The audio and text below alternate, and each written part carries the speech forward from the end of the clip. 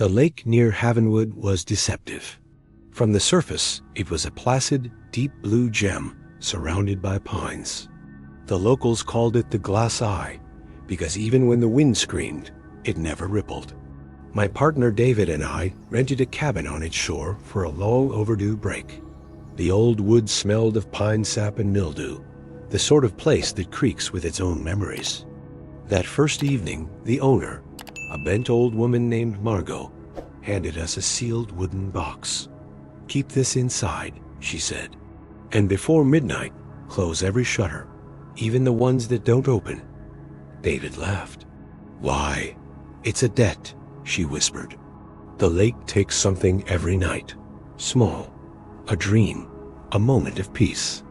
The shutters keep the sight out so it doesn't take too much. The box, that's its offering."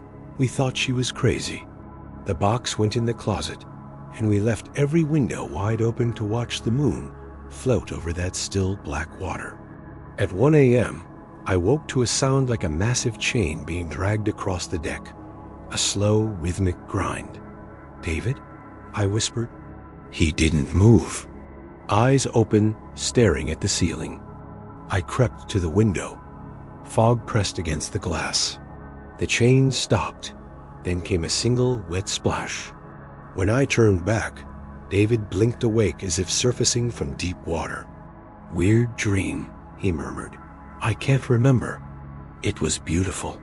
The next morning the box felt lighter. We pried it open. Inside was a handful of dry gray sand. "That's it?" David snorted.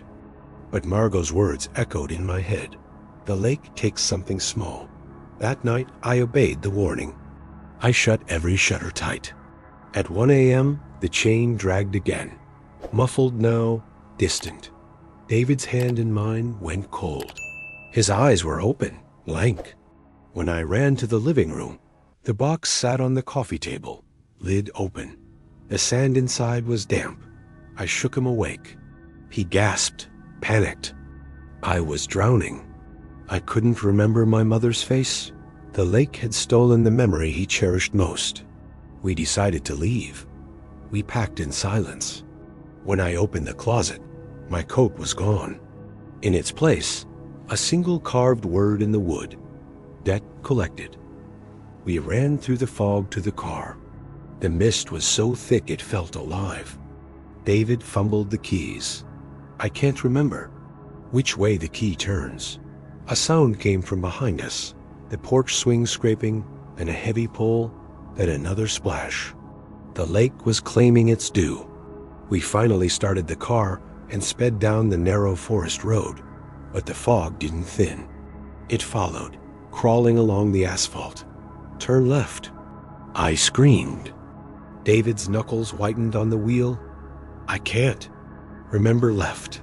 The car slammed into a pine tree. When I crawled out, bleeding and shaking, the chain was already there, hooked to the bumper, vanishing into the trees toward the lake. The car, with David still inside, began sliding backward into the fog. I ran until dawn. The police said the car was found empty. No sign of David. When they took me back to the crash site, a small wooden box sat in the mud. Inside, the gray sand was soaked, and in the center lay David's wedding ring.